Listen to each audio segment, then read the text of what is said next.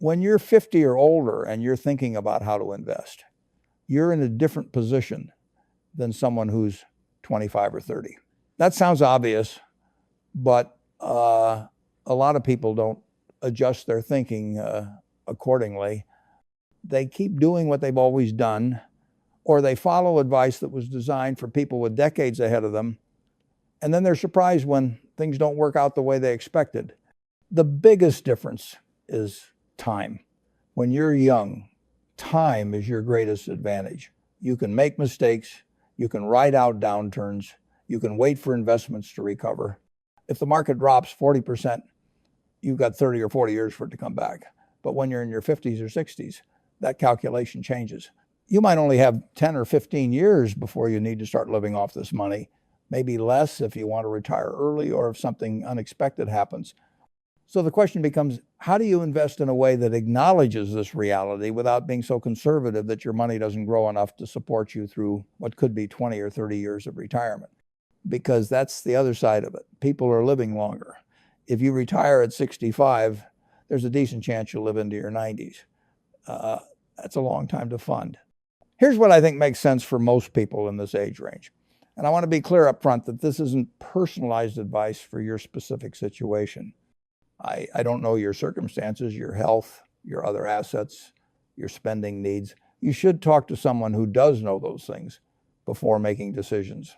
But in general terms, here's how I think about it. The foundation should be simple, low-cost index funds, specifically a mix of stock index funds and bond index funds in proportions that make sense for your timeline and your tolerance for watching your account balance move around.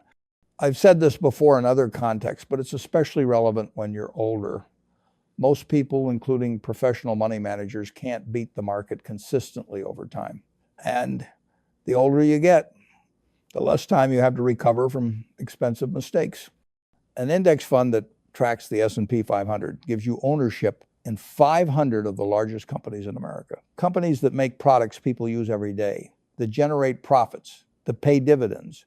You're not trying to pick winners. You're just saying, I want to own a piece of American business, and I want to do it in the cheapest, most efficient way possible.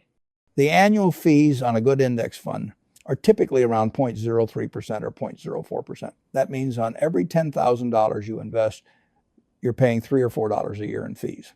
Compare that to an actively managed fund where the fees might be 1% or 1.5%. On $10,000, that's $100 to $150 a year. Over 20 years, those fees compound into a huge difference. If you invest $100,000 and it grows at 7% annually in a low-cost index fund, after 20 years, you'd have about $387,000. In a fund charging 1% in fees, reducing your net return to 6%, you'd end up with about $321,000. That's $66,000 lost to fees. And that's assuming the actively managed fund even matches the market before fees, which most don't. When you're 50 and you're looking at a 15 or 20-year timeline before retirement, those fees matter enormously. You can't afford to give away 1 or 2% of your returns every year. That's money you're going to need. Now, about the mix between stocks and bonds. There's an old rule of thumb that says you should subtract your age from 100, and that's the percentage you should have in stocks. So at 50, you'd have 50% in stocks and 50% in bonds. At 60, it'd be 40% stocks, 60% bonds. I think that's a reasonable starting point, though it might be a bit conservative for some people, especially if you're healthy and you expect to live a long time. The purpose of bonds in your portfolio is to reduce volatility and provide some stability. When the stock market drops, bonds usually hold their value better or even go up. That means when you're retired and you need to take money out, you can take it from the bond portion during a downturn rather than being forced to sell stocks at a loss.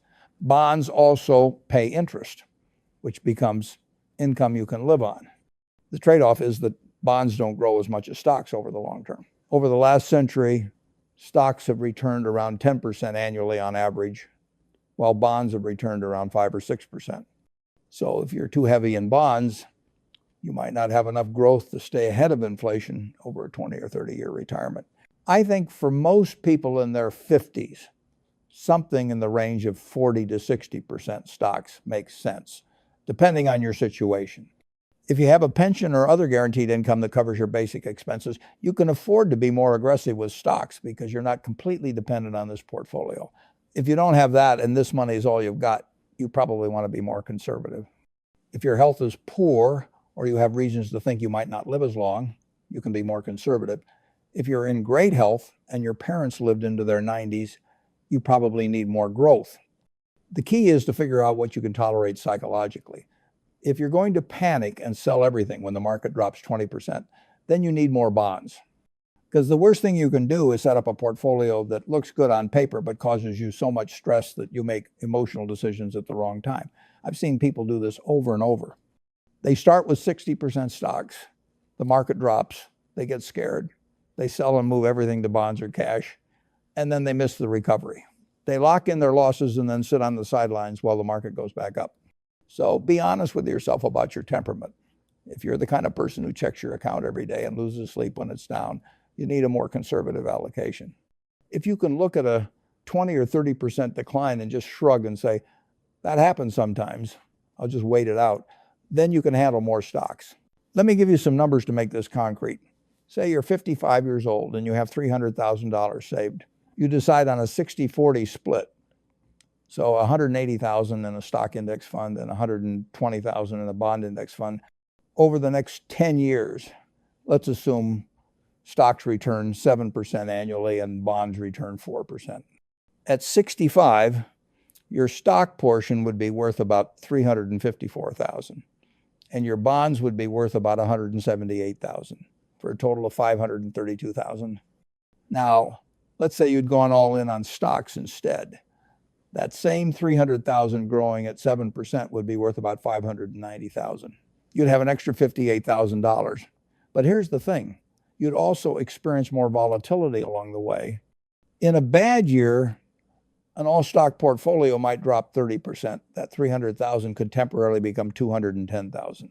If that happens when you're 64 and you're planning to retire in a year, it's going to cause you significant stress. With the 60-40 mix, that same 30% drop in stocks only affects part of your portfolio. Your stocks drop from, say, $350,000 to $245,000, but your bonds stay roughly stable at $178,000. Your total portfolio goes from $532,000 to $423,000. That's a 20% drop instead of 30%. It's still painful, but it's more manageable. And you have the bond portion to draw from while you wait for stocks to recover. This is why I think the mix matters, especially as you get closer to needing the money. You're not trying to maximize returns at all costs. You're trying to build something durable that will support you for decades while also being able to weather the inevitable storms without forcing you to sell at the worst possible time. One more piece of this that's important. Once you have this basic structure in place, you need to rebalance periodically. That means if stocks do really well and now they're 70% of your portfolio instead of 60%, you sell some stocks and buy bonds to get back to your target. If stocks do poorly and now they're only 50%, you sell some bonds and buy stocks. You're essentially forcing yourself to sell high and buy low, which is the right behavior, but feels wrong in the moment. Most people do the opposite. When stocks are roaring, they get excited and they want to buy more. When stocks are crashing, they get scared and want to sell. Rebalancing forces you to do the opposite of what your emotions are telling you to do. I'd suggest doing this once a year, maybe at the same time you do your taxes or on your birthday, something that's easy to remember.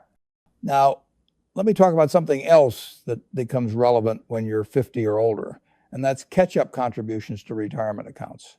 If you're still working, you can contribute more to your 401k or IRA than younger people can. For a 401k, the regular limit is around $23,000 a year, but if you're 50 or older, you can contribute an additional $7,500, so $30,500 total. For an IRA, the regular limit is $7,000, and the catch-up is another $1,000, so $8,000 total if you're 50 or older. If you're behind on retirement savings, this is your chance to make up ground.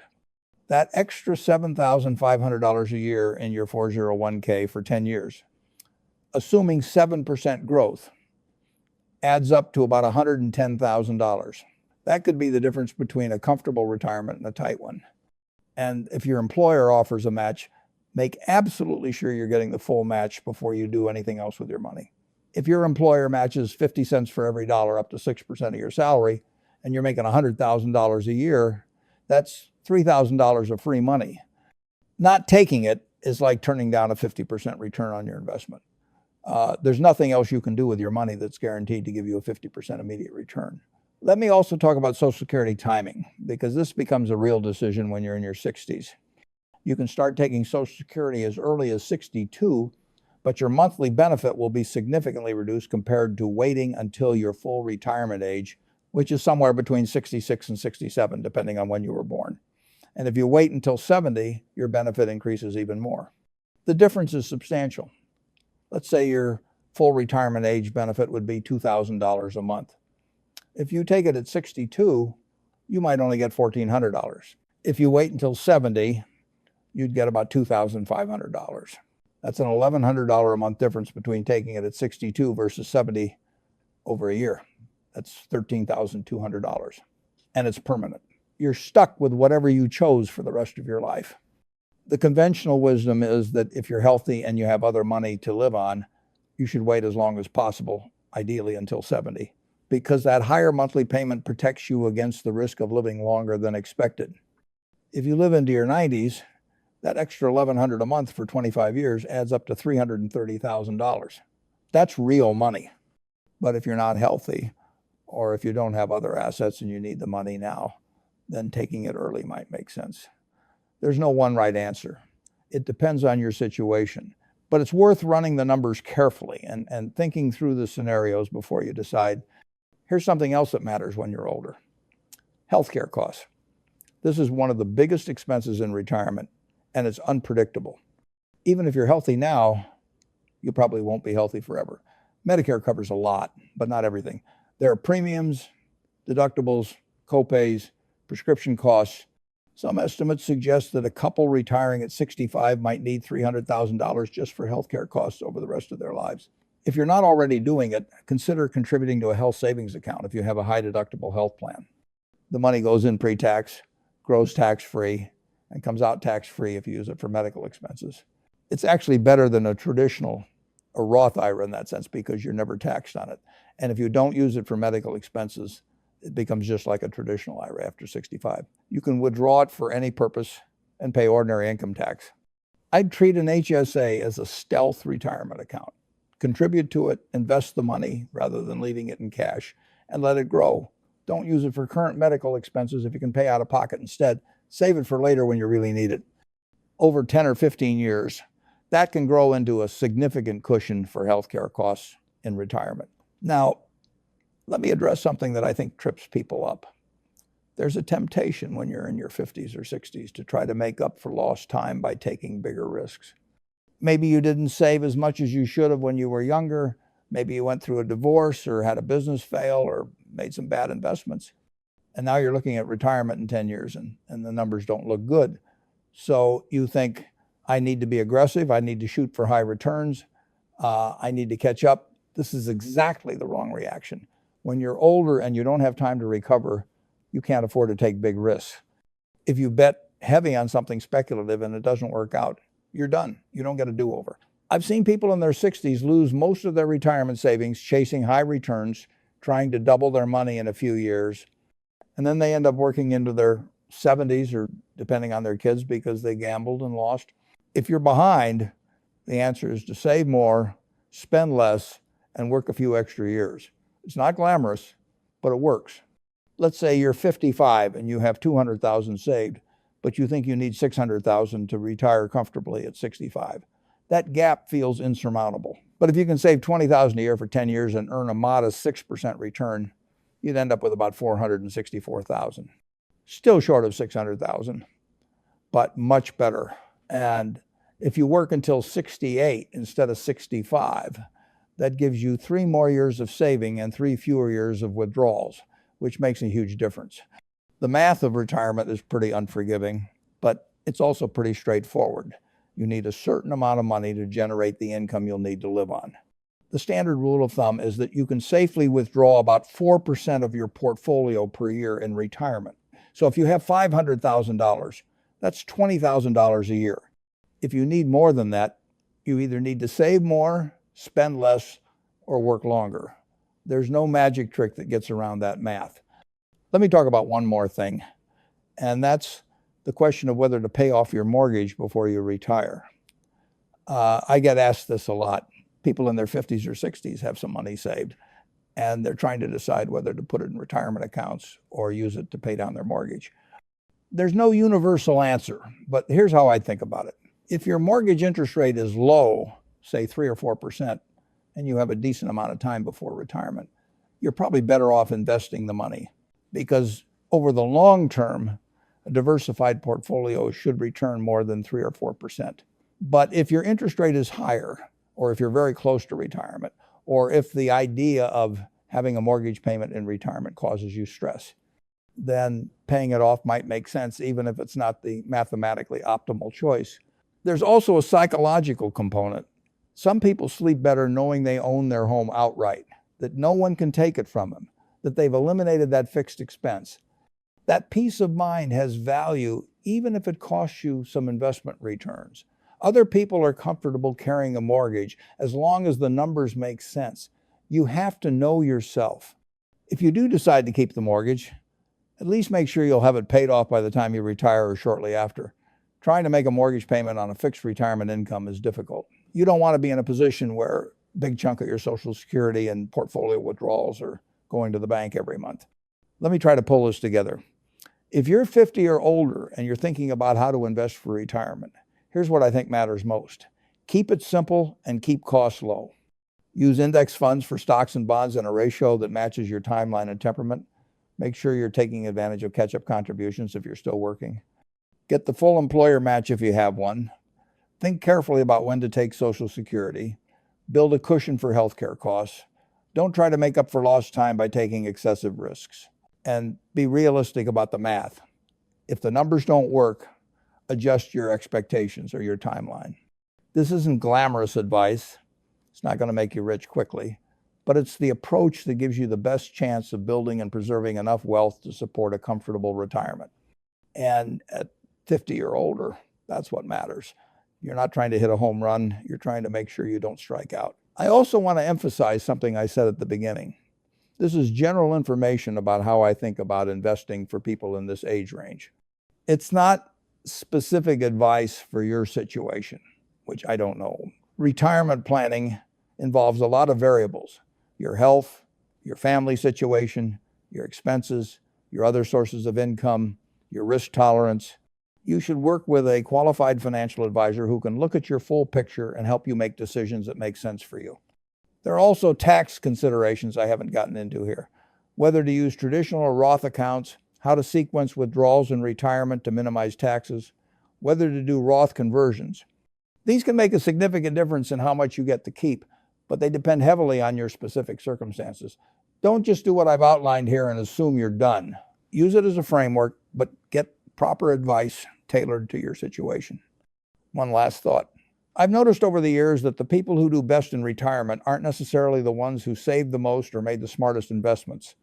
They're the ones who were realistic about their situation, who made a plan and stuck to it, who didn't panic during downturns, and who adjusted their expectations when necessary. They didn't compare themselves to other people or chase unrealistic returns. They just focused on their own numbers and made decisions accordingly. That discipline and realism becomes more important as you get older because you have less margin for error. When you're 30, you can afford to be optimistic and take chances. When you're 60, you need to be clear-eyed and careful. That doesn't mean you have to be fearful or that you can't enjoy your life. It just means you need to make decisions based on reality rather than hope. If you're 50 or older and you're reading this, you probably have somewhere between 10 and 25 years left in your working life. That's not nothing. That's still time to save, time to adjust, time to build something that will support you. But it's not unlimited time. Every year matters. Every decision matters. Use that time wisely. Save as much as you reasonably can. Invest it sensibly in low-cost, diversified funds. Avoid expensive mistakes. And give yourself the best possible chance of retiring with dignity and security. That's what this is really about.